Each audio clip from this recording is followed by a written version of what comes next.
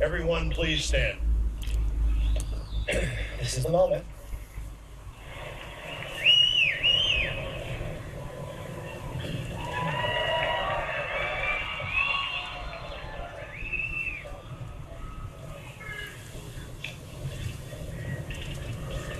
Please raise your right hand and repeat after me.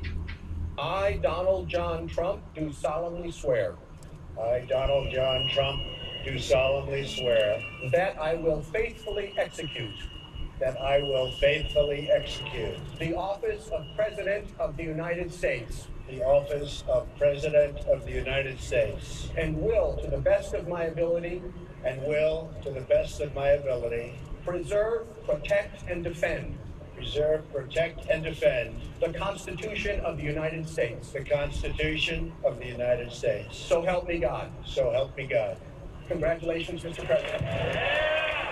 It is 12 seconds after noon. Donald J. Trump, the 45th President of the United States.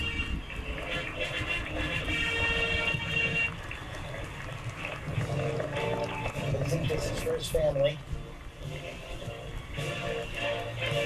What a journey it's been for him, now hearing Hail to the Chief for the first time.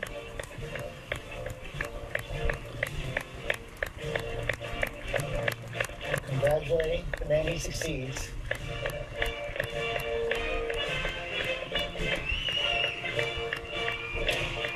And thanking the crowd, many of whom they were present.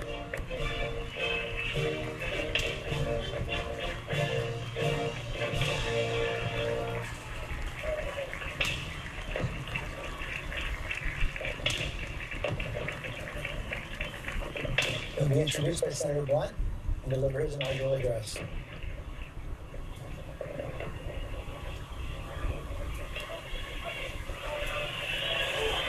What a great honor to be able to introduce for the first time ever anywhere the 45th President of the United States of America, Donald J. Trump.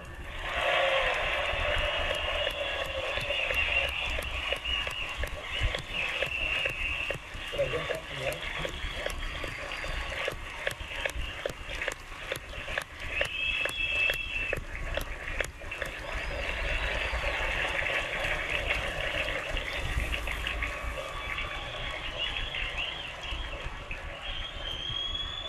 Chief Justice Roberts, President Carter, President Clinton, President Bush, President Obama, fellow Americans, and people of the world, thank you.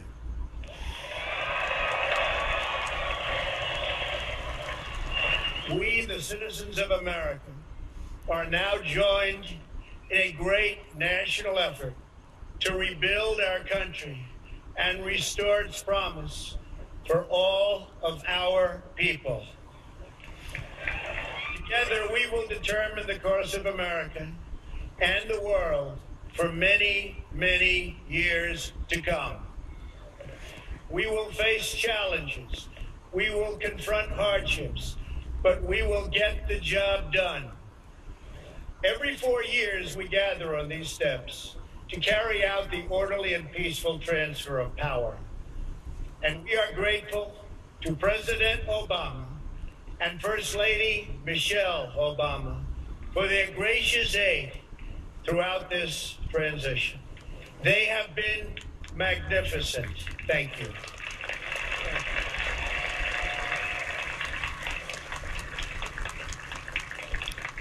Today's ceremony, however, has very special meaning, because today we are not merely transferring power from one administration to another or from one party to another, but we are transferring power from Washington, D.C., and giving it back to you, the people.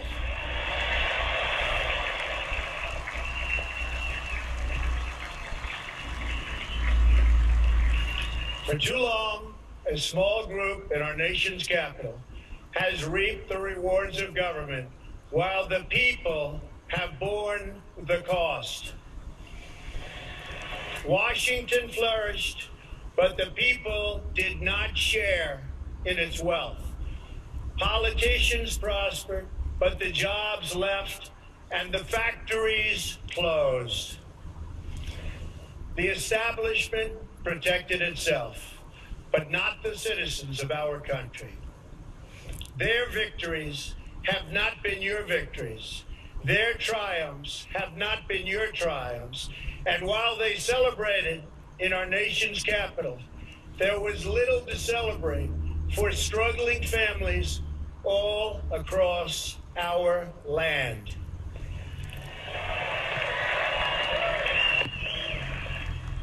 That all changes starting right here and right now, because this moment is your moment. It belongs to you.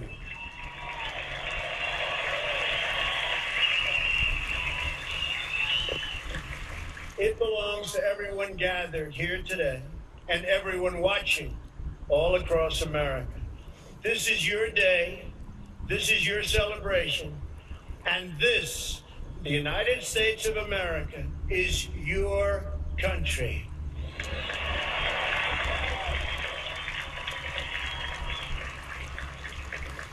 What truly matters is not which party controls our government, but whether our government is controlled by the people. January 20th, 2017 will be remembered as the day the people became the rulers of this nation again.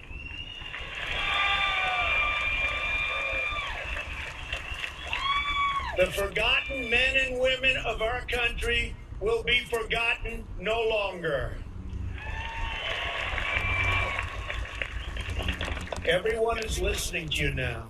You came by the tens of millions to become part of a historic movement, the likes of which the world has never seen before. At the center of this movement is a crucial conviction that a nation exists to serve its citizens. Americans want great schools for their children, safe neighborhoods for their families, and good jobs for themselves. These are just and reasonable demands of righteous people and a righteous public. But for too many of our citizens, a different reality exists. Mothers and children trapped in poverty in our inner cities, rusted out factories scattered like tombstones across the landscape of our nation, an education system flush with cash, but which leaves our young and beautiful students deprived of all knowledge. And the crime, and the gangs, and the drugs that have stolen too many lives and robbed our country of so much unrealized potential. This American carnage stops right here and stops right now.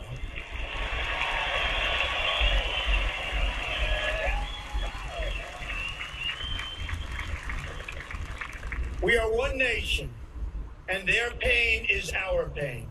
Their dreams are our dreams, and their success will be our success. We share one heart, one home, and one glorious destiny. The oath of office I take today is an oath of allegiance to all Americans.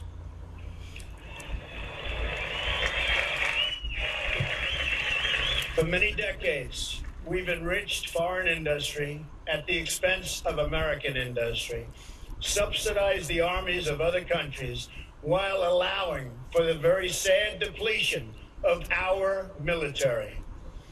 We've defended other nations' borders while refusing to defend our own.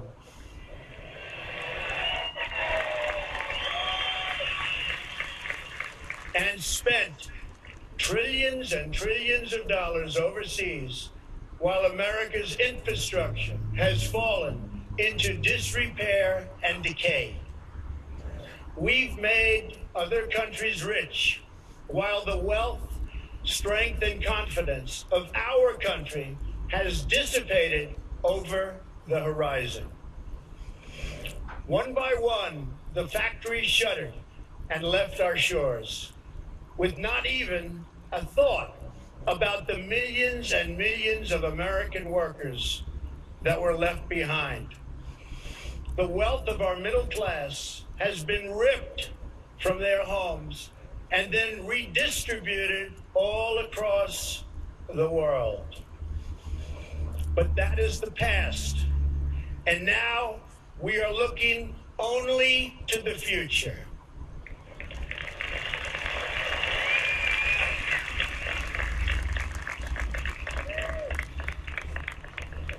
We assembled here today are issuing a new decree to be heard in every city, in every foreign capital, and in every hall of power. From this day forward, a new vision will govern our land. From this day forward, it's going to be only America first. America first.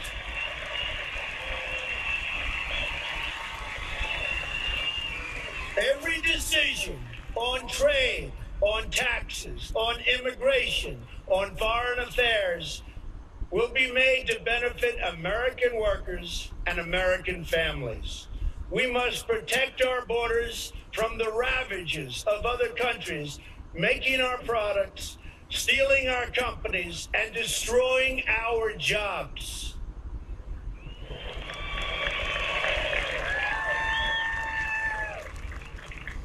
Protection will lead to great prosperity and strength.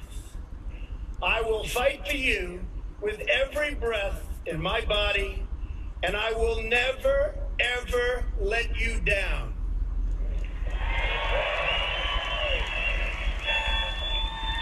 America will start winning again, winning like never before.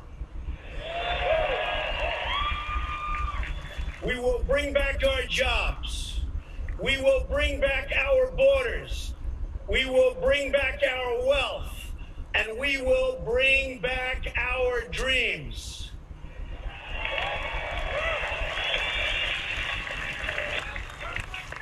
We will build new roads and highways and bridges and airports and tunnels and railways all across our wonderful nation. We will get our people off of welfare and back to work, rebuilding our country with American hands and American labor.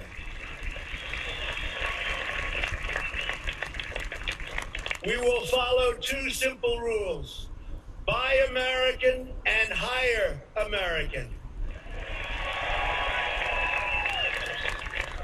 We will seek friendship and goodwill with the nations of the world, but we do so with the understanding that it is the right of all nations to put their own interests first. We do not seek to impose our way of life on anyone, but rather to let it shine as an example. We will shine for everyone to follow. We will reinforce old alliances and form new ones and unite the civilized world against radical Islamic terrorism, which we will eradicate completely from the face of the earth.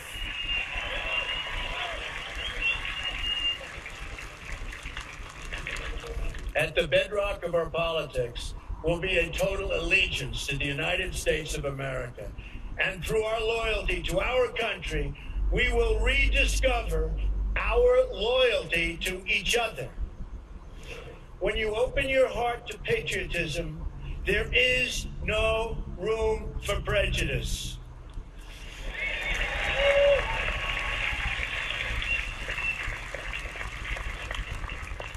The Bible tells us how good and pleasant it is when God's people live together in unity. We must speak our minds openly, debate our disagreements honestly, but always pursue solidarity. When America is united, America is totally unstoppable.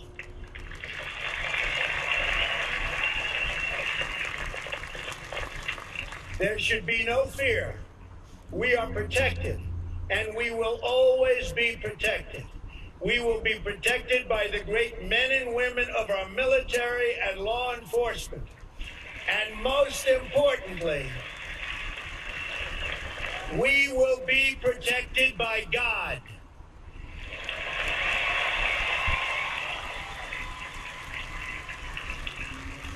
Finally, we must think big and dream even bigger. In America, we understand that a nation is only living as long as it is striving. We will no longer accept politicians who are all talk and no action, constantly complaining, but never doing anything about it.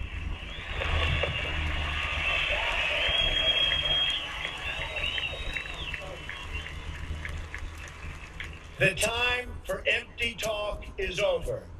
Now arrives the hour of action.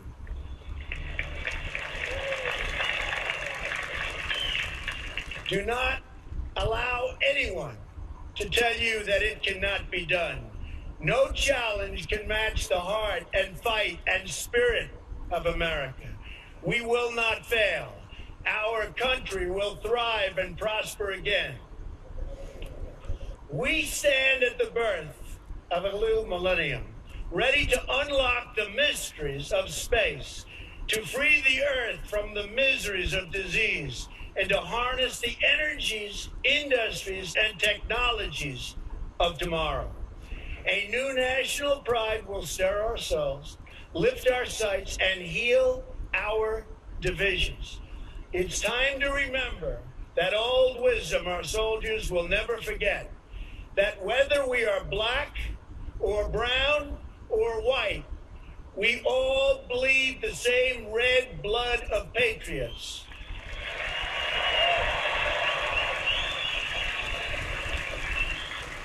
We all enjoy the same glorious freedoms, and we all salute the same great American flag.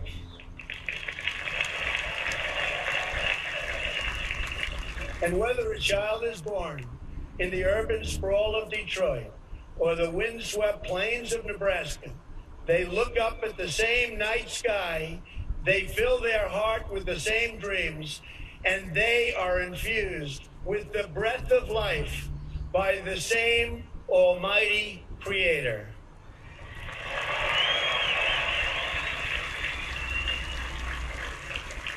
So to all Americans in every city near and far, small and large, from mountain to mountain, from ocean to ocean, hear these words: you will never be ignored again.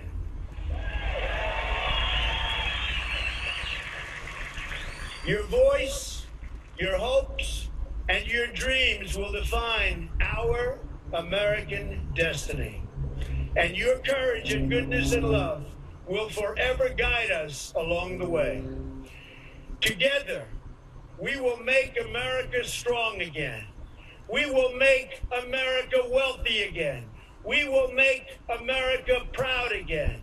We will make America safe again. And yes, together, we will make America great again. Thank you, God bless you, and God bless America. Thank you. God bless America. Clenched fist there from President Donald Trump, a smile from President Obama as he completes his inaugural address. Direct attack on the Washington establishment. Congratulations from President Obama right there. Taking on an establishment that he said protected itself.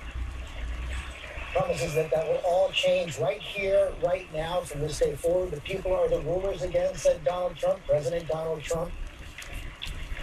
Then he said he has a new decree, a new vision. The new vision will govern our land. America first.